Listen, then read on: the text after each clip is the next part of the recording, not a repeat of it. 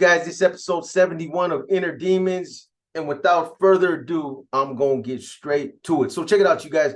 I just finished the Mexican Mafia video, and I know I said I probably wasn't going to get an Inner Demons out tonight.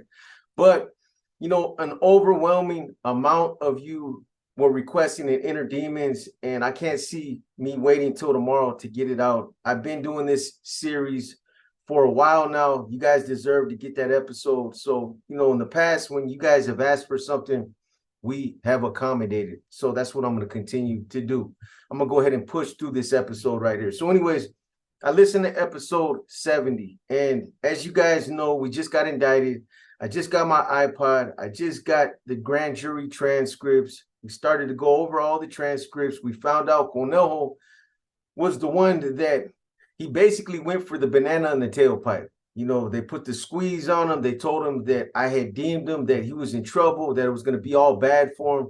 So he flipped. He agreed to testify in front of the grand jury, and he's the one that basically got us all indicted. Like I said, he was the only gang member, per se, that testified in front of the grand jury. Everybody else was cops and people that they used to just trump up the case. But he was the main one, and he was the glue that pretty much held this case together. So, like I told you guys, you know, I was the first one to get the grand jury transcripts. I got my iPod because I emphatically expressed to my public pretender. Well, he was a good attorney, so I'm not even going to call him that. To my public pretender, it's just a habit. To my public defender, that, you know, I needed an iPod, and I needed him to download those calls. So that's what he did. He got them, I want to say it was within a day or two, because, you know, he knew that he understood the concern. You know, when I told him, he was even like, why, is there something you're concerned about? And I was like, yeah, there really is, man. And him understanding these types of cases, how they work, the politics and all that good stuff, he did it within a day or two. Got the court order, went to court, got that cleared, got the iPod, had everything downloaded. And I'm talking about, you know, there was like, just my calls alone were probably anywhere from 600 to 800 calls. You're talking about over the course of a few years. So initially, again, you know, I get the iPod and I start going through the calls. And there was a brief moment where I thought, you know what, I'm in the clear. This is just going to go away. There's no reason to trip on it. It's a dead issue. But then, bam, I run across one call. Then I hit 2, 3, 4, 5. They're all there. So, you know, at that point, I knew it was going to be an uphill battle, that the NF wasn't going to, you know, be sympathetic to my wife dying, or the reasons why I was telling her the things that I was telling her. It was going to fall on deaf ears.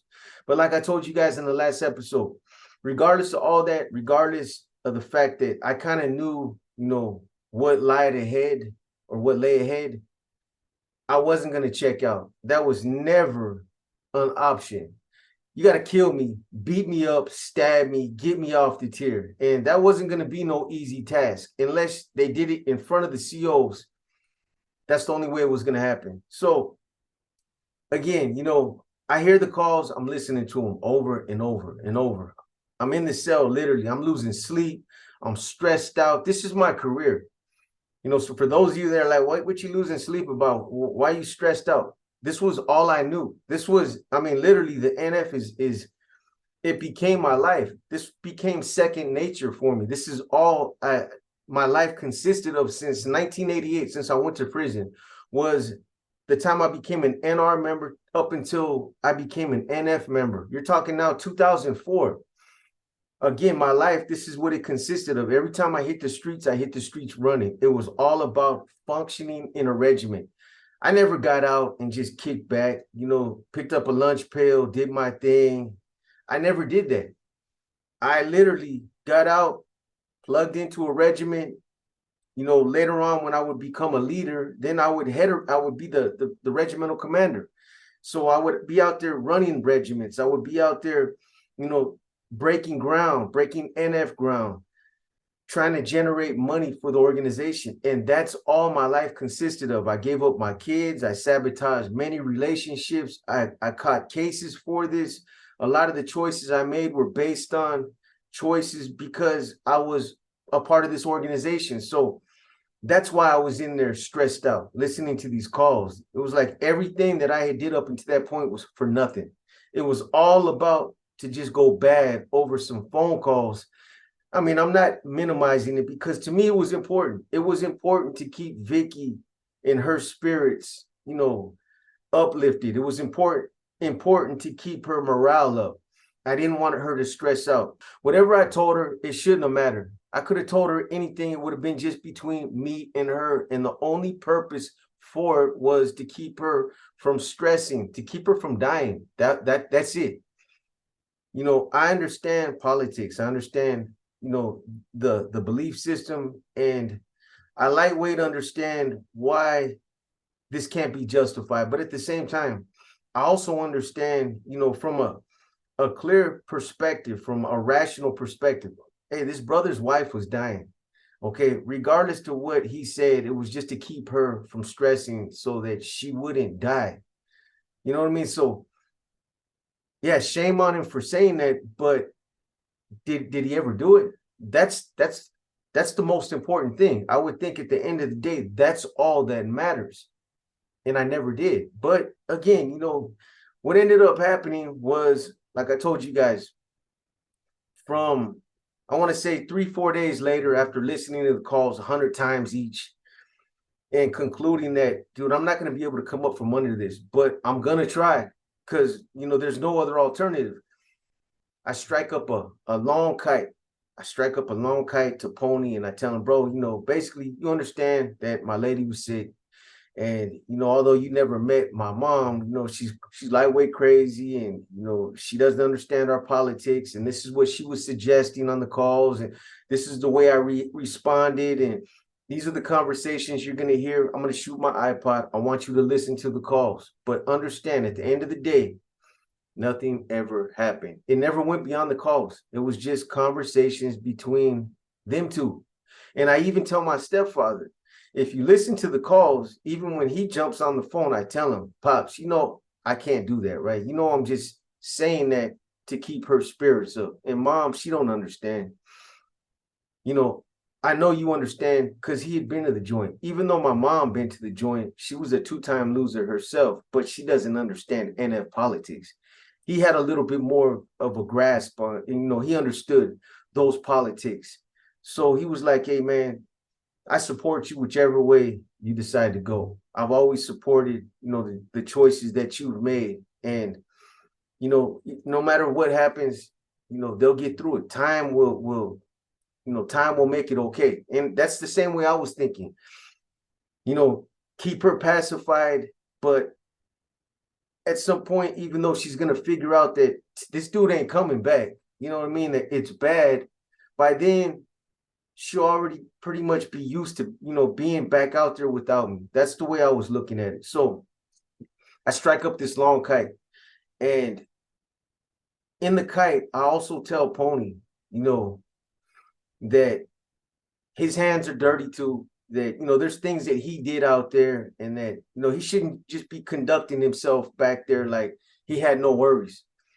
The fact that, like I told you guys, I was miserable. Misery loves company. I've been very transparent with you guys. I'm being straight up. I was miserable. I knew that I had shot myself in both feet, not just one foot, both feet. And, I was on edge.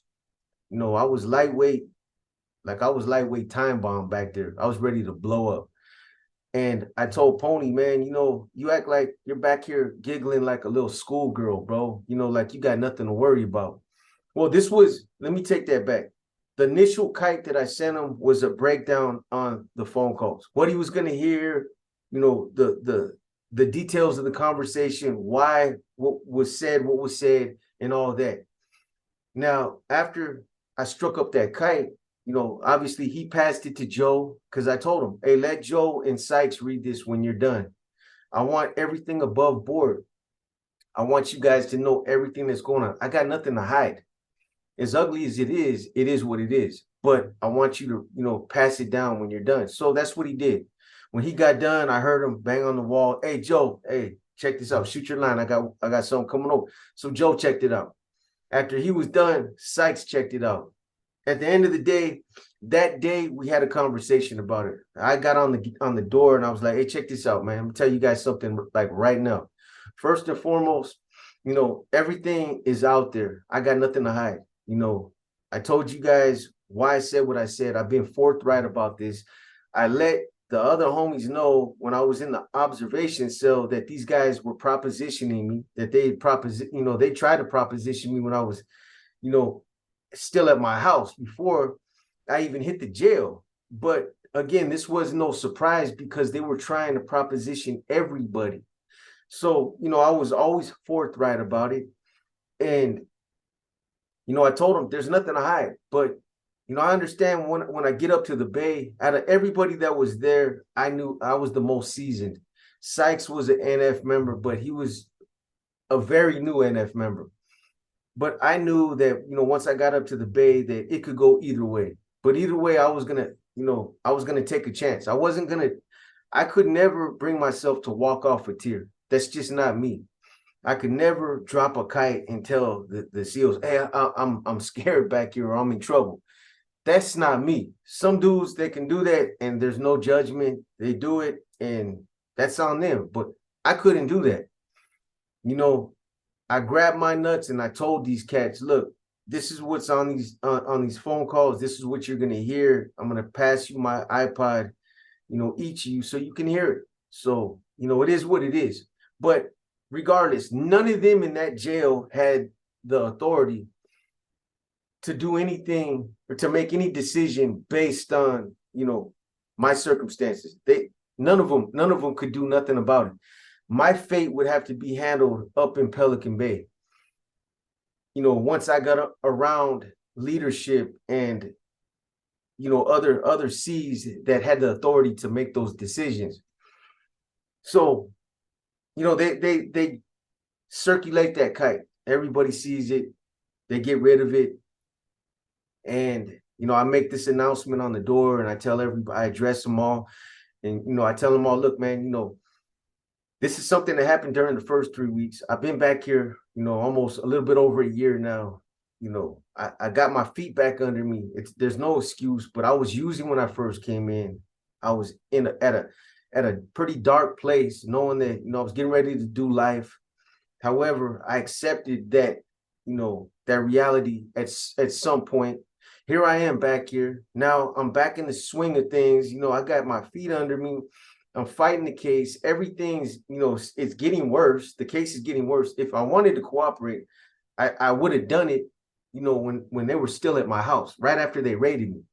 Or I would have done it at some point during the last year or right before they threatened to indict me. Does it make any sense that I would wait that long after I got indicted, after things got worse, after I picked up more cases? That makes no sense to nobody. No matter if you're a hater and you don't believe nothing else I say, that makes no sense to nobody. And nobody can articulate anything to say anything different. So anyways, I tell them, you know, when I make this announcement, I'm going to step back. I'm going to go ahead and relinquish my position because it's the right thing to do. I can't see myself continuing to run this jail, continuing to run the streets. That's what I was doing at that point in time in the county jail. We had a route. I told you guys we had a route on the sun deck, and then we had a route back in 2-4 in the housing unit behind us. So, you know, that's what I was doing at that point in time. But then when all this shit, when we got indicted and all this shit about the phone calls came out, it just threw a wrench in everything. And the morale changed, everything from that point just changed. So, you know, they're like, in the beginning, they're supportive. Hey, B, don't trip, bro. You know, we know your girl's sick. They all knew it. Joe knew it from talking to me. It was something that I had talked about before any of this ever came about. You know, I had even told him, you know, man, I feel bad that she's out there by herself, but she's going to have to figure her way out, you know, her way around now, because I took her independence away. And now she's out there. She's got to deal with all this doctor, you know, all these medical issues and go to the doctors and all that. And I used to do all that for her and with her. But now that I was gone, you know, she was going to have to figure it out herself. and it's a messed up situation, but there's nothing I can do about it. For once, I was in a position where I didn't have control over nothing. So anyways, that happens. I want to say it was like 3 or 4 days later. I'm in the cell. I'm marinating on this shit. I'm back there stressed out, wanting to kill something. You know, COs were walking by, and I probably looked at them like I wanted to eat them. I was pissed off. My eyes were probably bloodshot red. You know, I was going through it. And, you know, I wasn't real social. I wasn't being real social. I was deep into the transcripts, and you know, you can probably tell there was a change in my character because I knew that I was just in a bad situation. But, you know, as I'm back there and I'm reading the transcripts, I'm listening to these guys talk and carry on the tier, and it started to bug me. It started to irritate me, especially Pony. You know, they'd be back there watching TV, clowning, laughing, giggling like schoolgirls, and it started to get me upset. Started, you know, to the point where steam started coming out my fucking ears. I was getting pissed off just hearing them laugh. Like, I'm miserable. How come you're not miserable too? So at some point, it got to the point where I was like, I had enough, man. I strike up another kite. I said, hey, Pony, whoop, I got something for you, bro. Down low one time. So I sent him a kite, and basically the kite is, it says something to the effect of, check this out, bro. You know, I've been listening to you the last couple of days. Oh boy, you know what I mean? Brother, you know what I'm saying? And you know, you're carrying on like you got no worries, bro. You know what I mean? And you know as well as I do that at the end of the day, if you really want to get down to the nitty-gritty, your hands are just as dirty as mine. You know what I mean? You sat down and you talked to a whole fucking a whole unit, the whole agency that indicted me, and you told them I was somebody that had large amounts of money, and you know, you acknowledged certain things and you said certain things about me that made me, it gave me a bad look. It didn't benefit me as far as, you know, the case. Those statements right there are part of the case. You do realize that, right? That the district attorney is going to utilize your statements that you made, you know, because you were just doing such a good thing going down there to the ODR room, and you were talking to these cops trying to find out how bad this situation was. But while you were down there, you were answering questions about me. You know, how come you're not worried about that? How come you're back here giggling like a little schoolgirl with these other two clowns, man? That's how upset I got. And you know, it got to the point where I told him, you know what, check this out, bro. This is what's gonna happen right here. You know, I'm gonna fight this case, and I'm gonna, you know, whatever happens in trial happens in trial. There's nothing I can do about that. You know what I mean? Twist told on me. You said what you said. Bling Bling said what he said. Roger told on me. You got all these other cats that dumped on me, but nobody seems to be making any kind of issue about that. So, you know, I'll take my licks, bro. When I get up to the Bay, I'll deal with it. I've been up there. You guys have never been there. You guys don't even know what you're getting into. You don't even know what you're in for. But I'm going to tell you like this, bro. I'm going to personally make sure you get what you got coming to you the next time we hit a court tank. The next time we're in a tank together, I'm going to make sure that you get your issue, because you don't seem to be worried about nothing, bro.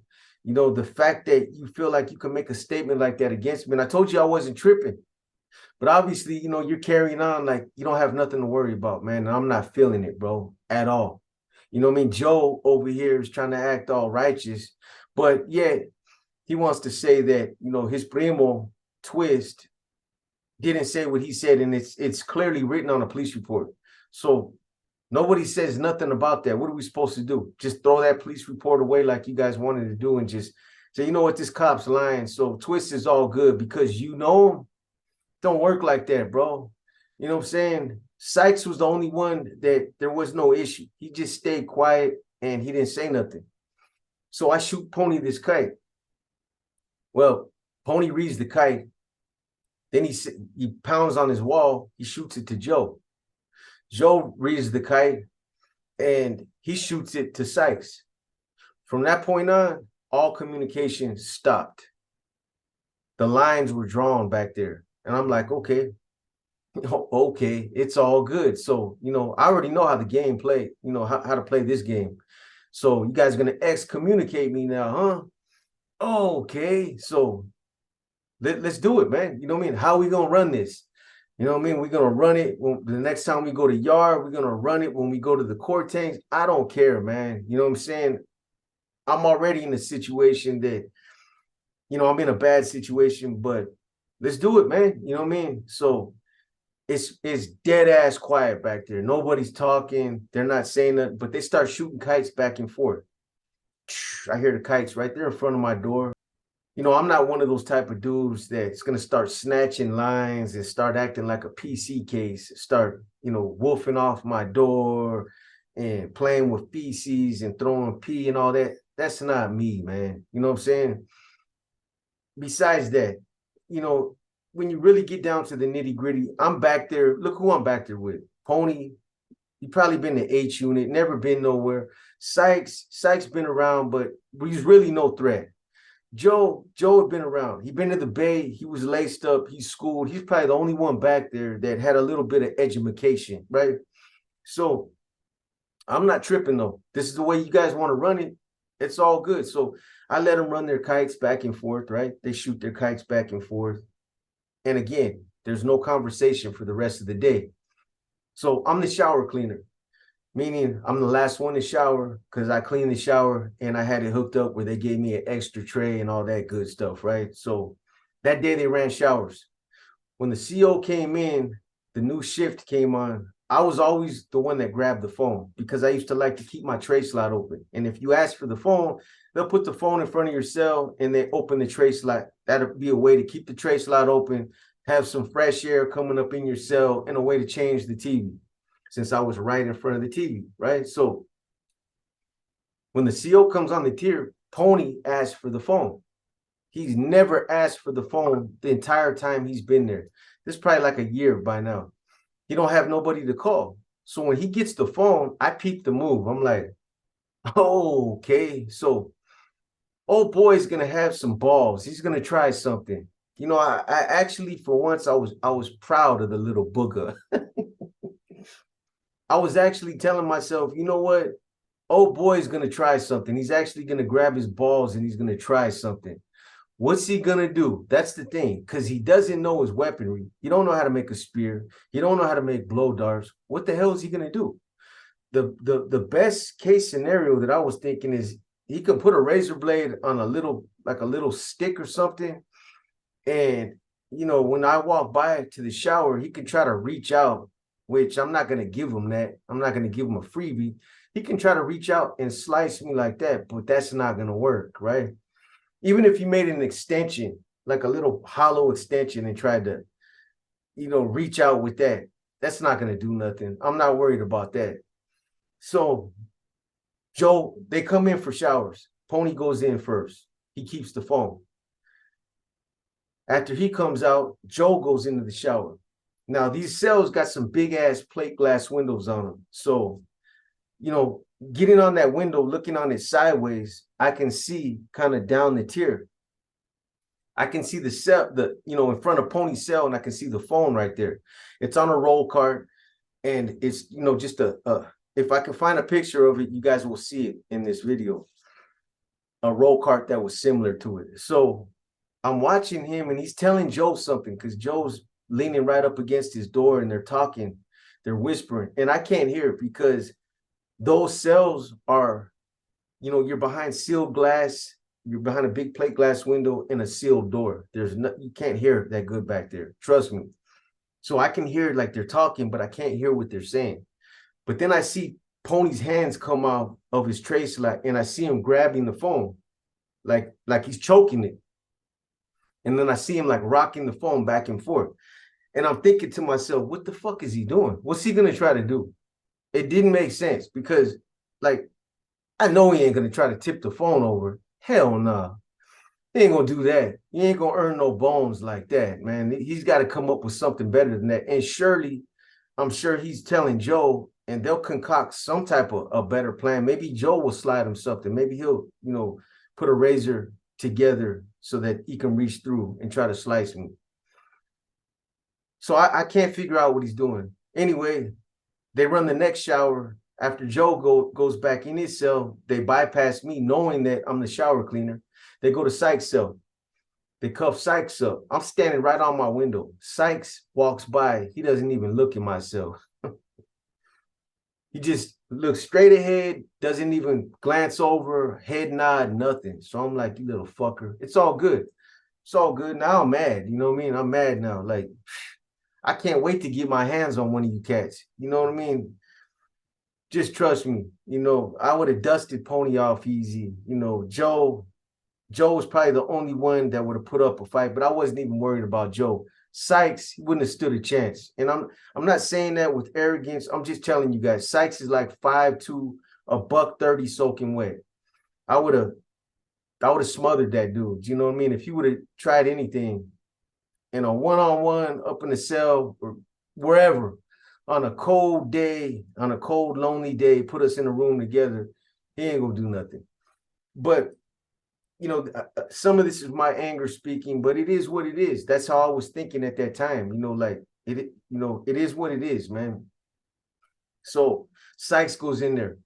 He's in the shower, and I see him doing the same thing. He's showing them something with the phone. He's rocking it back and forth. But again, you know, like he's not gonna throw the phone. He's got to do something else. What's it gonna be? But I gotta walk by his cell, but I'm not gonna walk right up next to his cell and give him a free one. But I'm not gonna run to the wall either. I'm gonna give him action. So Sykes goes back in his cell, walks by again, doesn't even look, which is cool. You know, like I said, the lines were drawn. I get cuffed up. I'm getting cuffed up, and you know, we're about to do this. So when the CO opens up my door, I back out. The first thing I do is look at Pony's tray slot, and I see his little beady ass eyes looking. He's looking at me. He's bent down, looking through his tray slot. So I start to walk towards the shower. As I get closer, he reaches out with both hands and he grabs the phone. When I get within 2 to 3 feet of his cell, I'm still in front of Joe's cell. He pushes the phone over, and the phone falls over on the tier. Boom, right?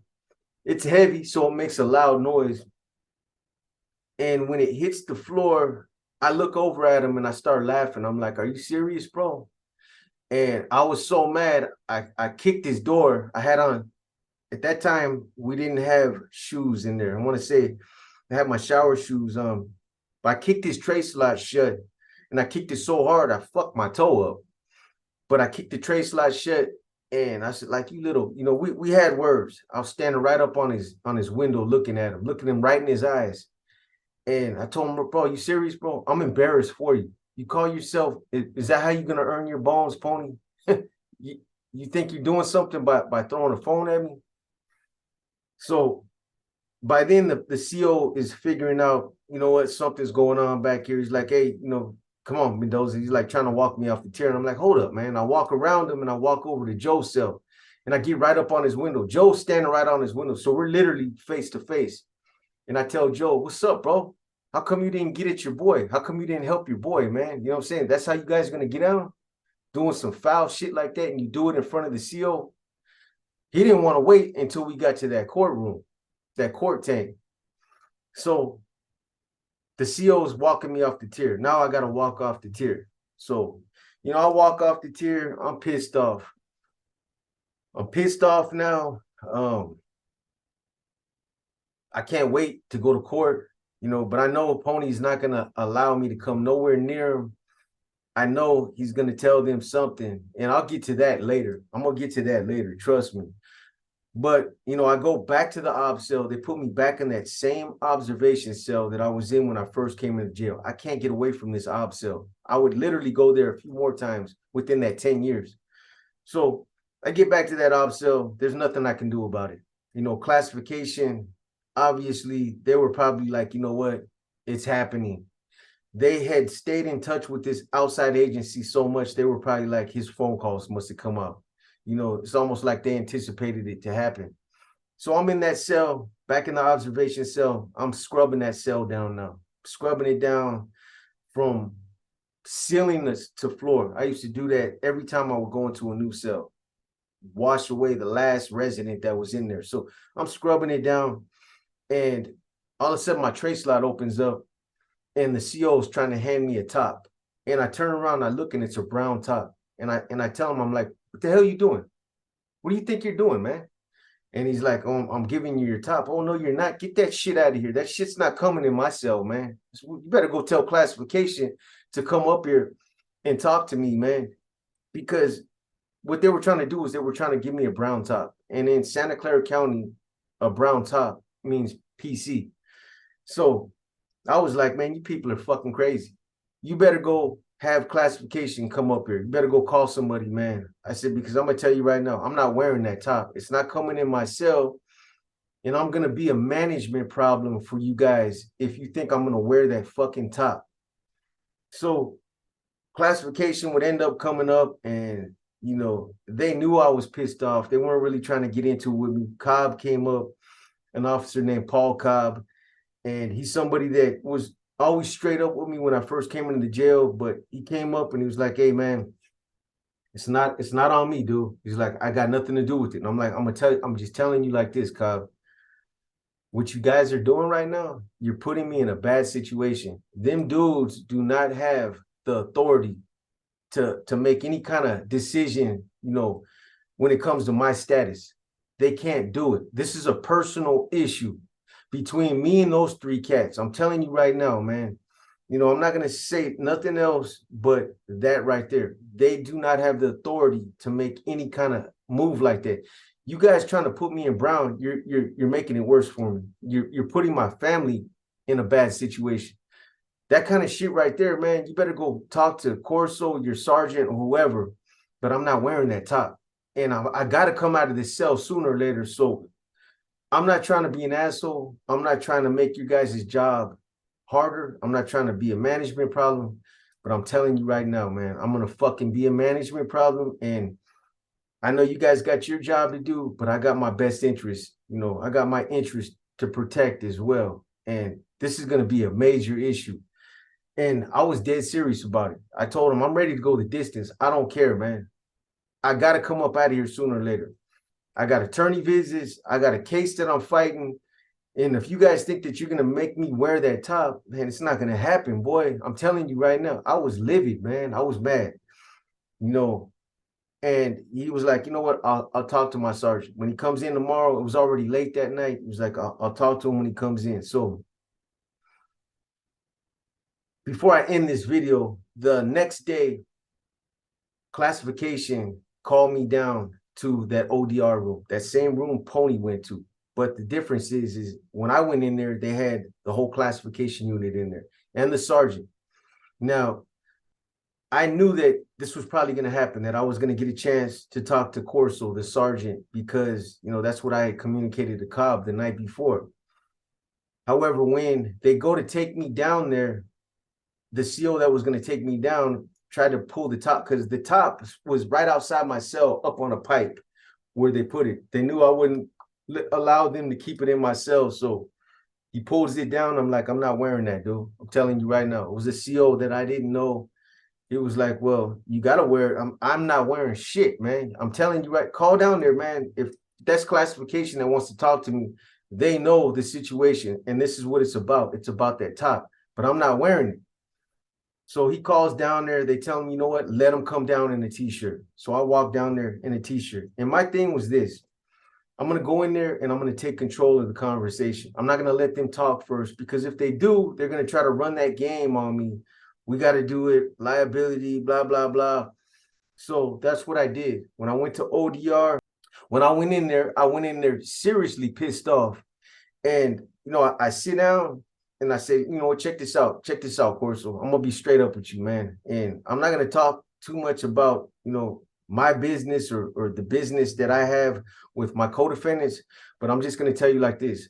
Those dudes up there in ADSEG, they don't have that type of authority to make a call on my status. They can't put me in bad standings. They can't put a green light on me. They can't do none of that.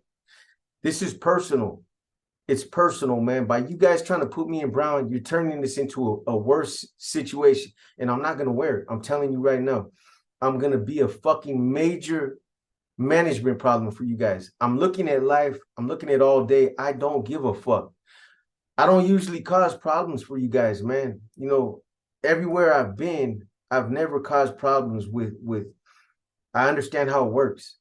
You know, I'm from the old school, but you guys are forcing my hand. I'm not going to wear that top, man. And at the end of the day, at the end of that hearing or that meeting, whatever you want to call it, Corso was like, you know what? I'm gonna put you back in double red. I'm gonna give you a red top.